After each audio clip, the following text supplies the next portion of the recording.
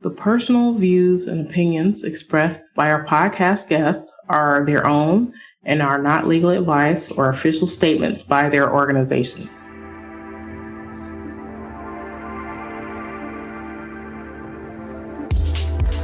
Hello, this is Debbie Reynolds. They call me the Data Diva. Today, our special guest on the program is Memme Onwudiwe, who is the Executive Vice President of Eversort, which is called AI for Contracts. The day that we recorded this session was January 5th, 2021.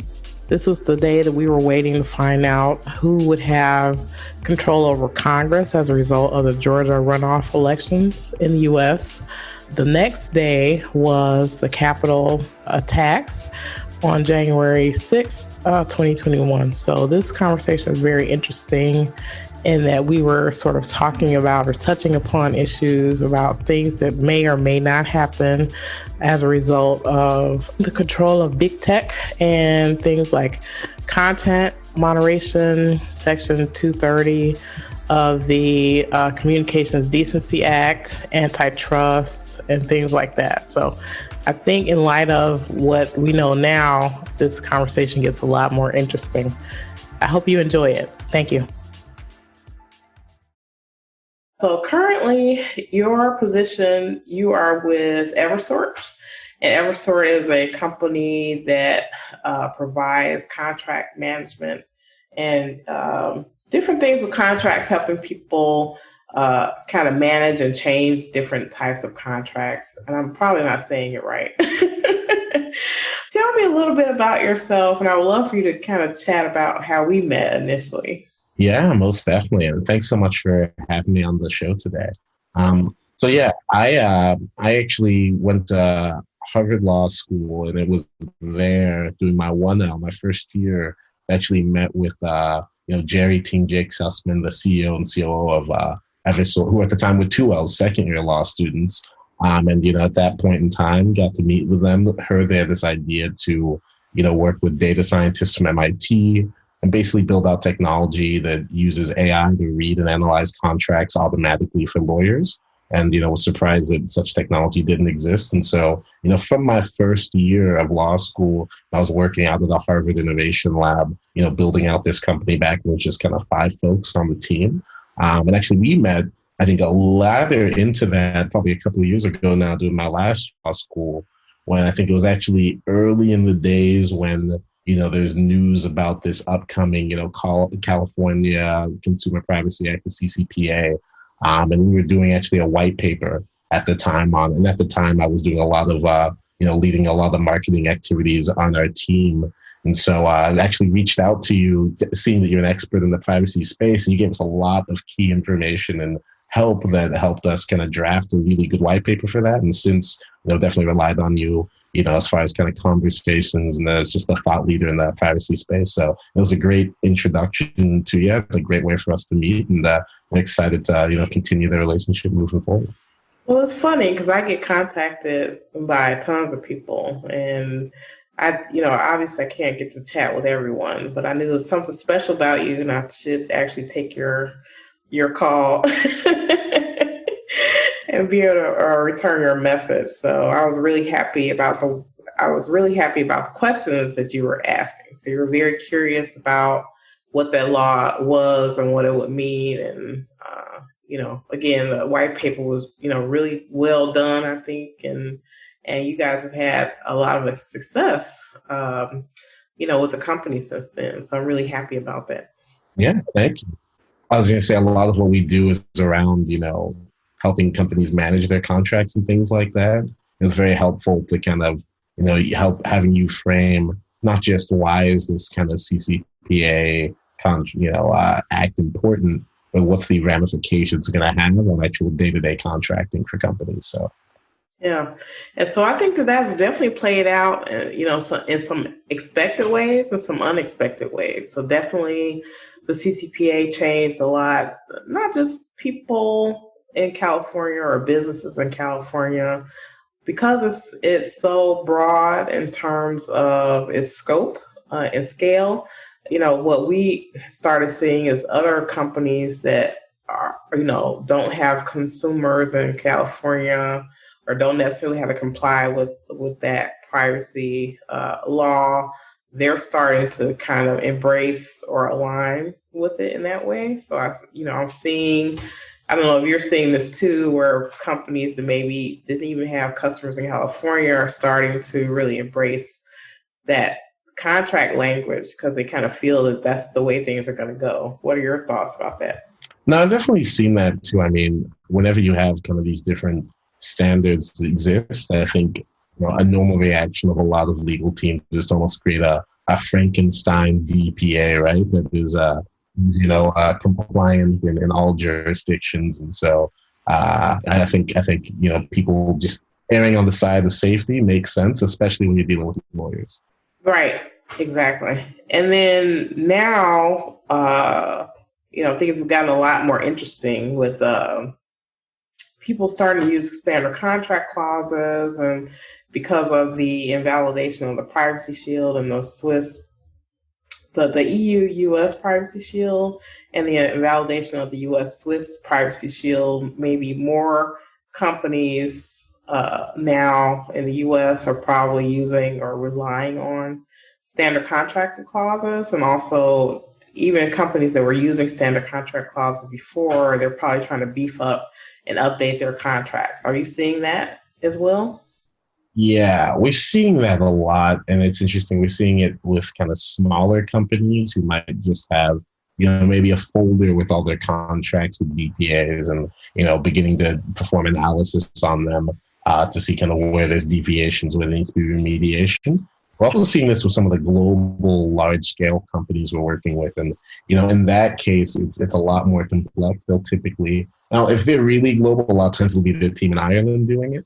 But, a lot of times the way it looks is, they would go region by region, maybe go into, an Ariba, wherever all the kind of those kinds of contracts are, pull out all those contracts from that region, and then have to kind of go one by one and kind of look for where there needs to be remediation. We've obviously kind of helped them, perform these processes, using AI to help classify, hey, these are the ones on our standard language. And then for the ones that might not be on your standard language, you have the task of determining, hey, what's non-standard, what's still acceptable from a kind of remediation perspective, and what's non-standard. Yes, it's not on paper, but it's also going to represent a risk. And we're going to need to introduce an amendment to kind of, change this and bring this language up to where it should be on par.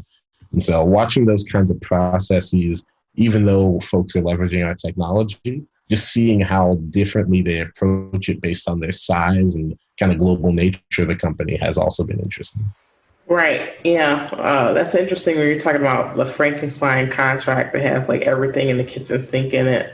And also I think it's really interesting the way that your technology works, where it helps you sort of look for those anomalies, or those, things that are the same or things that are different in contracts, and not in the same way that someone does like a compare, right, in Word, or the way that, a lot of contract things that I've used in the past, it just helps to digitize the information. It doesn't really go into doing kind of those types of, detailed, clause by clause comparisons, or, give you that type of insight. That's just my opinion. What are your thoughts? Yeah, no, I mean, I completely agree. I think that, the ability to, it's all about flexibility, right? Because especially, yes, we're talking privacy, but broadly, this is all about compliance. When it comes to compliance, you don't know what new regulations are going to be kind of, promulgated in the future, right? And so you need to be ready, not that, hey, we're tracking these 15 things really well, so that in the future, when they change these 15 things, we know exactly what to do and exactly how to approach it.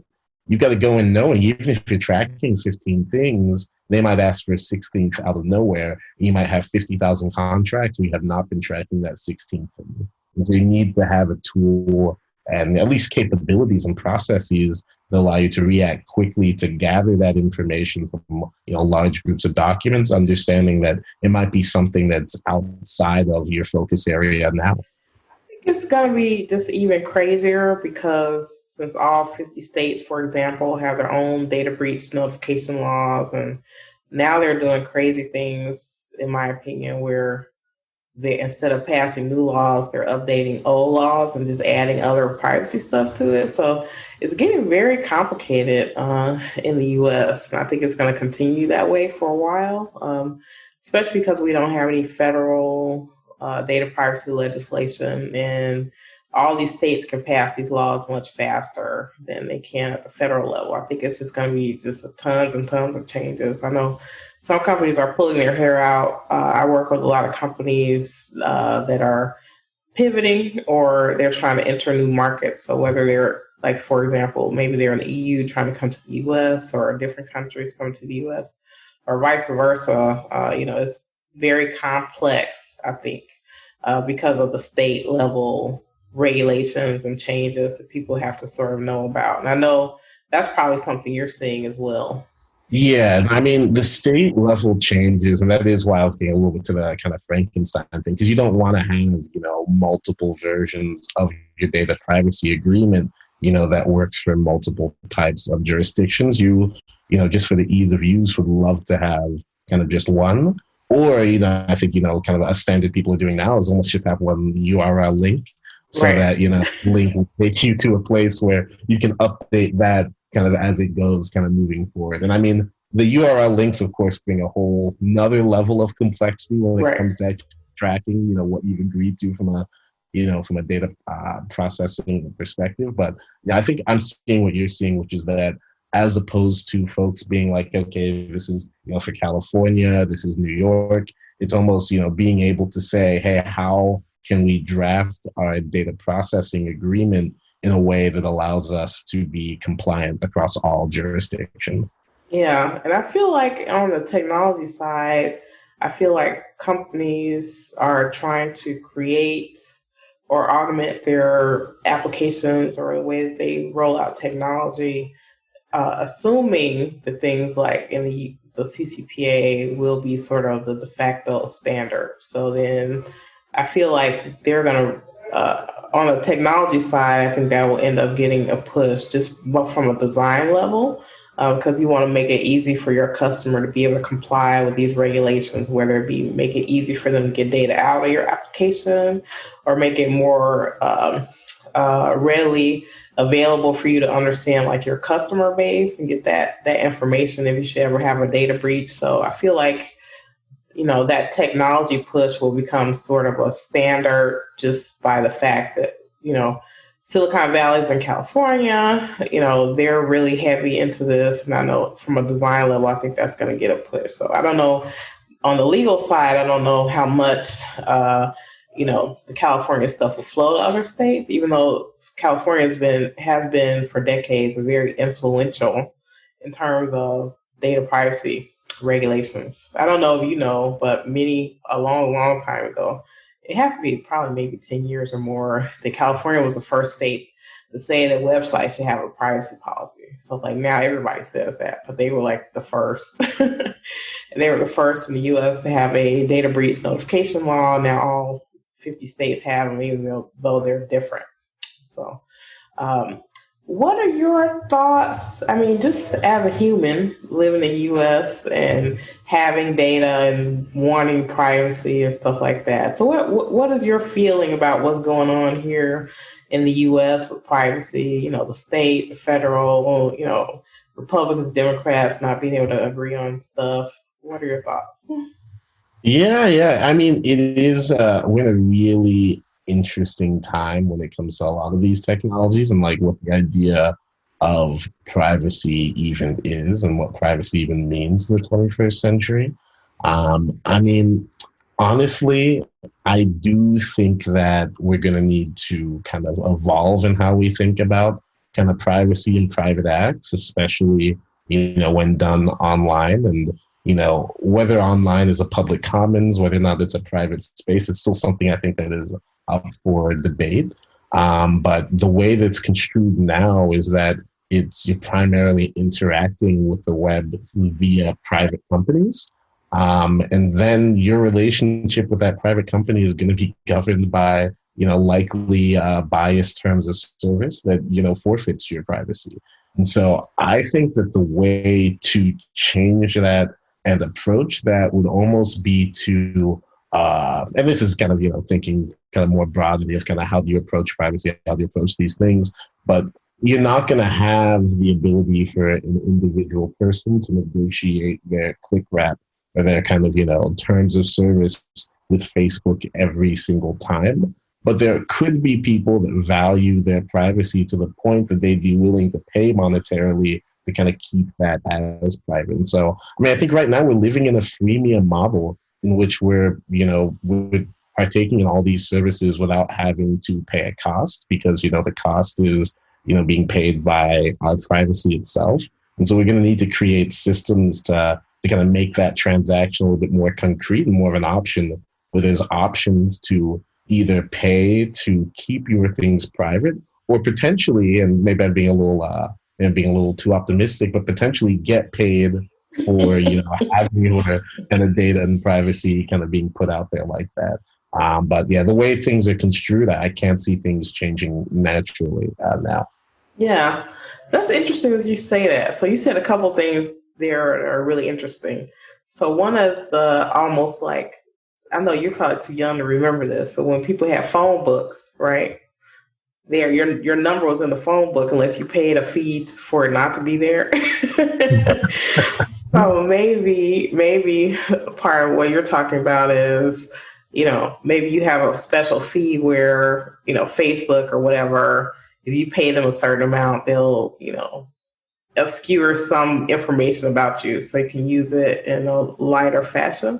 Or the flip side, which you're talking about, which is the data monetization for individual, because people are demanding transparency about their data and there are billions of dollars being made by companies that no one knows their name. At some point, if we reach a level of transparency, the next question is monetization. So I don't think we can avoid that discussion. And I know some people feel like, oh, my data is sacred and I don't want to monetize, but it's monetized already. So I think in some ways, for me, I would like to see what my data is worth to anyone. So just to be able to see that, again, that's like the natural thing. It's like, well, why can't I, earn some money for my data? So I think that I think we shouldn't be naive about the monetization question because it's definitely going to come up, but I think it'll be a lot more complicated than that. And I think it also, right now we're seeing a lot of government action towards, the Googles and the Facebooks of the world. And, there's been conversations around, is Facebook are social media, are these things utilities, right? Maybe, they are public goods, maybe they shouldn't be private and things. And of course that gets very complicated because it's global in nature. But, that being said, I do think that we're going to be changing somewhat, because you already said this is one of the few things that Republicans and Democrats do agree on in the United States. So I think there will be changing this relationship somehow. But it's really unclear for me to see kind of how that's going to look, or if it's even going to be substantial. Maybe they're just going to keep on keeping on. Yeah, I think for sure the Section 230 of the Communication Decency Act, that for sure we can have some change of some sort, because again, that's one of the very few things that the Democrats and the Republicans agree on, even though they don't agree how to approach it or why.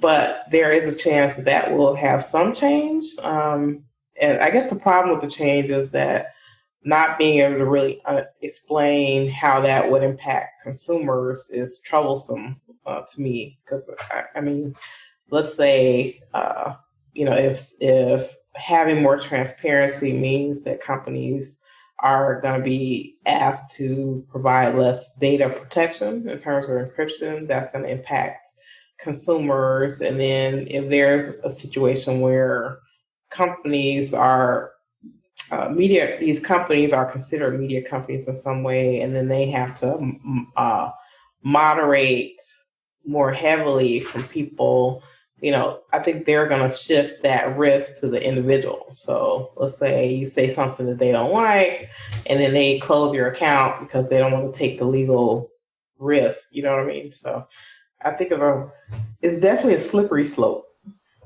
Yeah. I mean, honestly, I kind of do like the way things are now. I do think it's unfortunate that there's, I think, a little bit of a reactionary kind of big kick against, big tech and all this, because I mean, the way it works now is that, basically have these different entities as private companies, determining based off of kind of their bottom line and their community that they've cultivated what kind of content they want to be there or not. It's almost kind of self-governing in that, they're reacting to their users as opposed to, kind of a big stick from the government or above. But Yeah.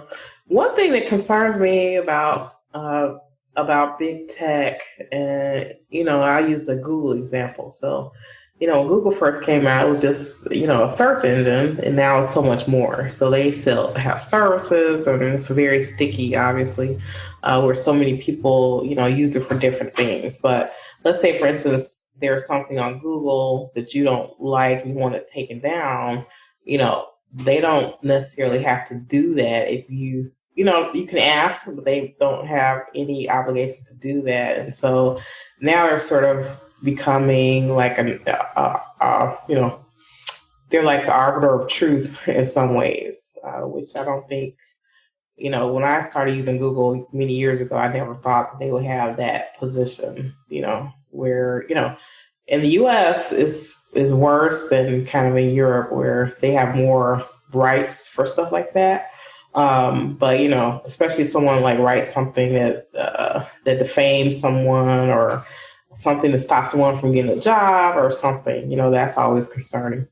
yeah, I mean, yeah, it is interesting in that it really has become kind of how we interact, with the world.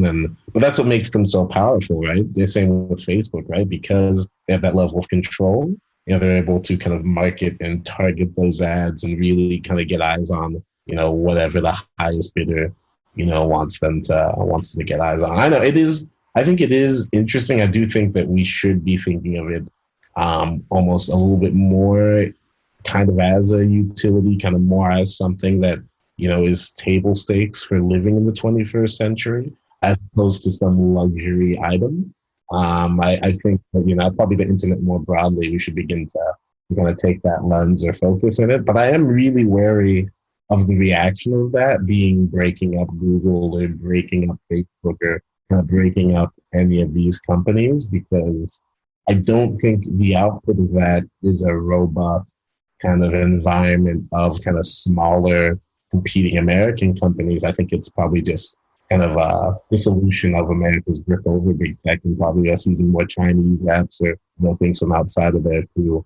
And I think you'll find a lot of the strong apps in China and in a lot of the developing world are these kinds of super apps where you can do multiple types of processes, even more than Google, even more than Amazon. You can do way more. And so it could be that that's just an effective model for having an online big tech company, and we shouldn't stifle that. Yeah. I don't understand. To me, I don't think this antitrust push with the big tech companies will work because it's not the same as, like, say, let's say oil company. Like, so let's say there were like 10 sites in the US where this oil company had a monopoly and you just bust them up. So you like divide the 100, oil fields amongst different companies. And this is totally different where you have companies that are creating these innovations and they have, endless funds to do that and endless ways to create these innovations. So are you saying that you have to you want them to give their innovation to someone else? So I don't know, I told someone, I don't know, I said it in one of the other podcasts. I'm not sure if having 5 Facebooks is the same as having one, or is better. Like, I don't know if splitting them up is the answer to the issue. And I think for consumers, it's worse, right? Because I mean, the beauty of Facebook is that everyone is there, and it loses its utility if there's 5 competing ones that folks are using. So, yeah, no, I think the antitrust push, it's interesting. I mean, when you look at some of the stuff with, like the Apple Store, the Google Store, kind of kind of making everyone pay to be on it. But then if you want to have an iPhone, there's no kind of alternative stores. I do think there's kind of elements in some of their business practices that could have kind of antitrust, concerning activity within them. But to your point, I don't see it as kind of a broad scale kind of, you own all the railroads kind of thing. Right. I mean, we still have people that think that Google is the internet. I have to tell people, like, Google is not the internet. It's a way to get to the internet. It's not the internet. But yeah, people totally think that. Or, I know people who, they only get their news from Facebook. So, like, if I tell them some breaking news story happened and I read it in the Wall Street Journal or something, like, they wouldn't even react. They're like, well, I haven't seen it on Facebook, so it didn't happen. So yeah, that's always a different thing to definitely think about.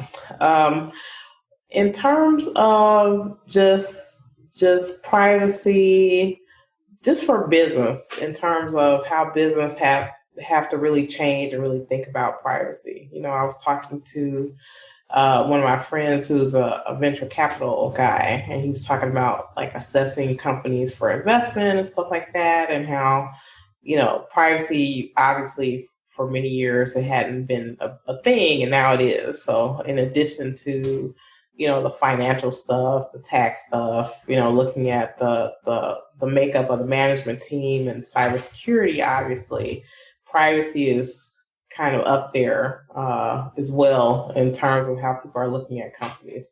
What has been you guys' experience with that about privacy as you're, as you were forming your company?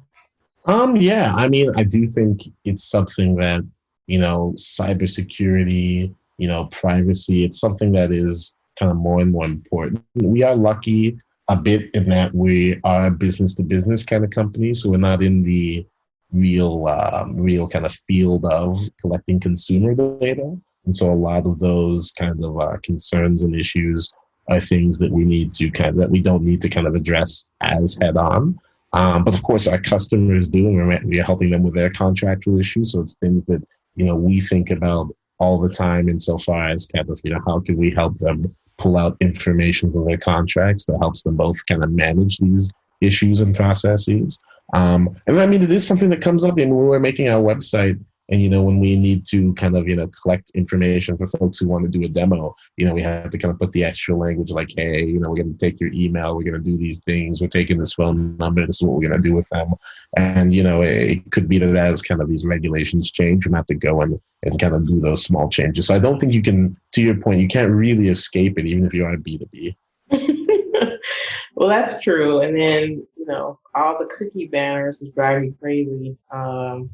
At least when I'm in Europe, they have a limit to how many times they can ask you certain things. So we don't have that here in the U.S. So I get more cookie stuff when I'm in the U.S. because we just don't have any limits there. I'm like, oh my God, like especially if I'm using, like, if you're using like a more anonymous browser, or you're using something that clears out your browsing history or whatever. Like, you're asked every time you log in.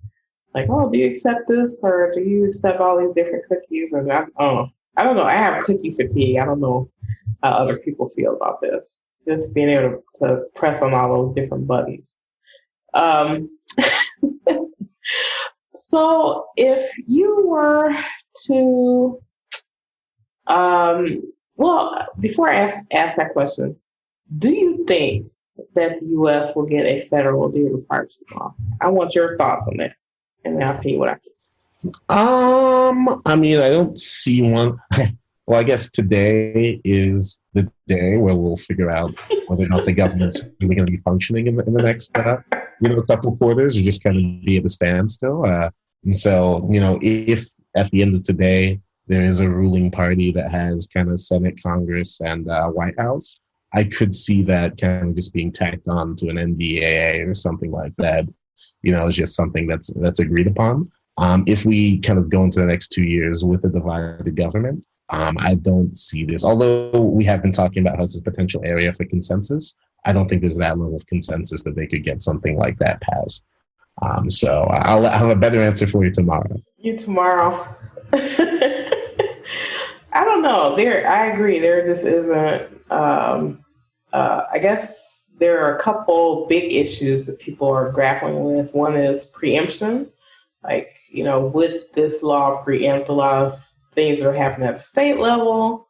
And then two, the private right of action is a big deal. So whether Republicans don't want that and the Democrats do want it, I mean, you can't be any more farther apart than that.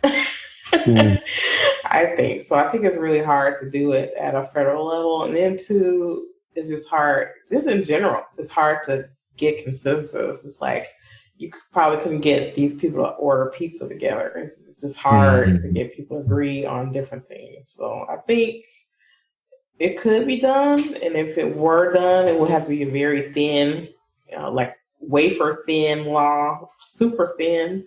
So to get people to kind of agree on a blanket level. That's why I sort of would like to see a federal law related to data breach notification, because it's so different from state to state. And hopefully, maybe as an after effect of like the SolarWinds cyber attack, so many companies are going to have to report breach stuff to different states and stuff. Maybe people say this is crazy, and maybe we should just harmonize that across, all states, perhaps. I don't know. What do you think? That's a really good point, especially with the SolarWinds being a trigger for that kind of action after, so many companies do have to go through the internal processes of doing all that. I just do hope that I feel like a lot of times, even though those companies are going to have to kind of define each jurisdiction, define each data, kind of privacy, a lot of times that work is just several weeks and nights of paralegals, and the pain that it actually took to do that doesn't always trickle up to the decision makers. So right. They might not be crying foul, but we'll see.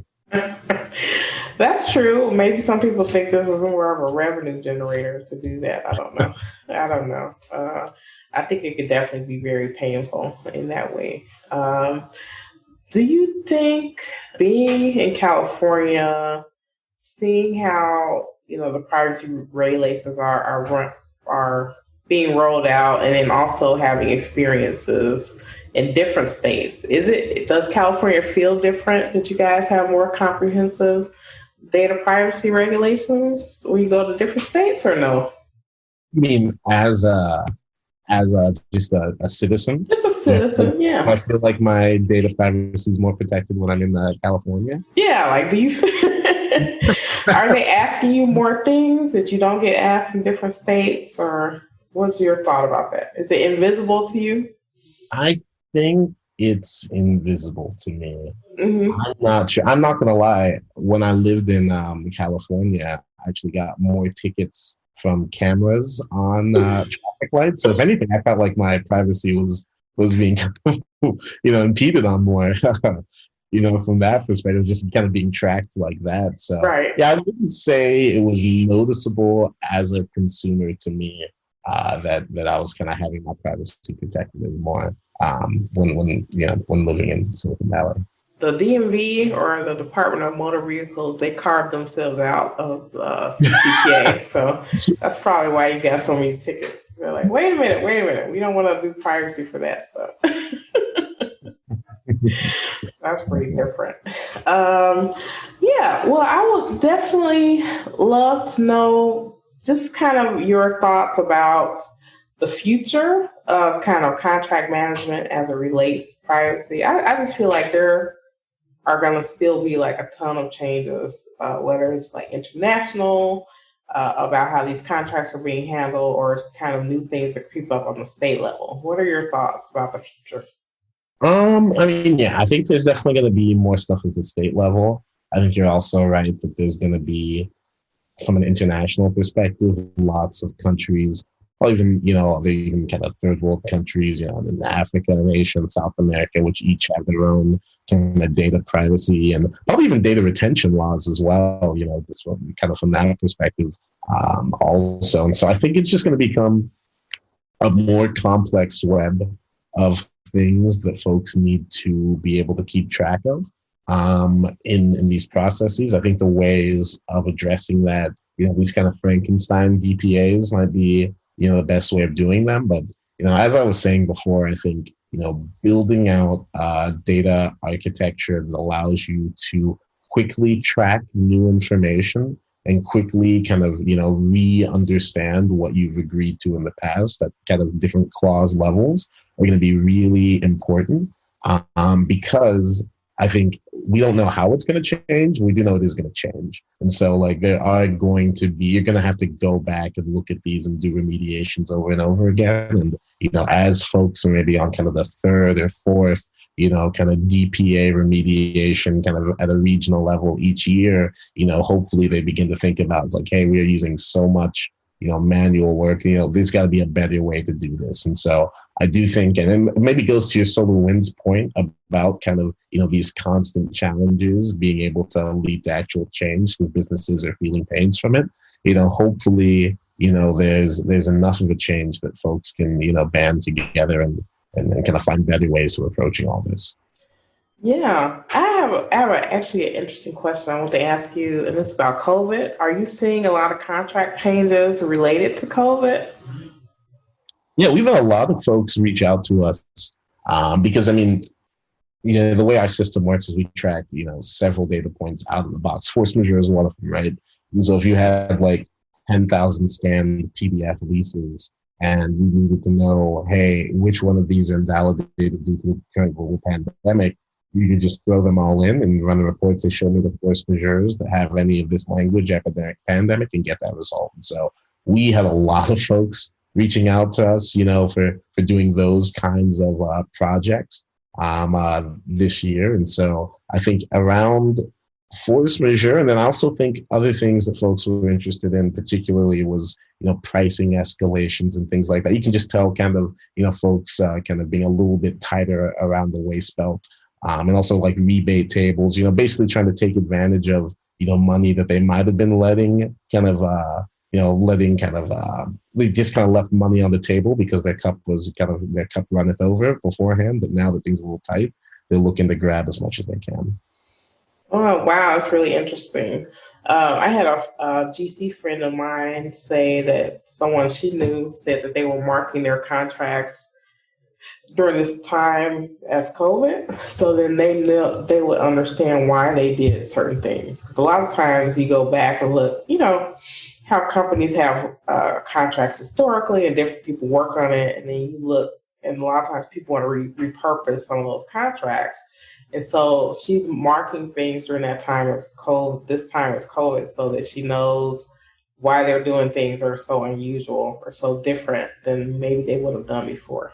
No, I think that's a good way of keeping track of that, and that kind of knowledge is we almost call that kind of key person risk, because you don't, like you said, you've got people doing all of this, but let's say she leaves one day, someone else comes later, they look at all these contracts, they'll know what's going on. So yeah, no, that's spot on her. Well, thank you so much. This has been such a great session. It took me a while to get you on the podcast, but I'm definitely looking forward to, people's feedback. So I think the work that you're doing is really important, and I'm really happy and proud of you. Awesome. Thanks so much. And I'm glad that, to be on here. It's been great. You've been a great support over the years, and I'm excited to continue to see you flourish as well. Excellent. Talk to you soon. Thanks. Have a great one. Happy New Year.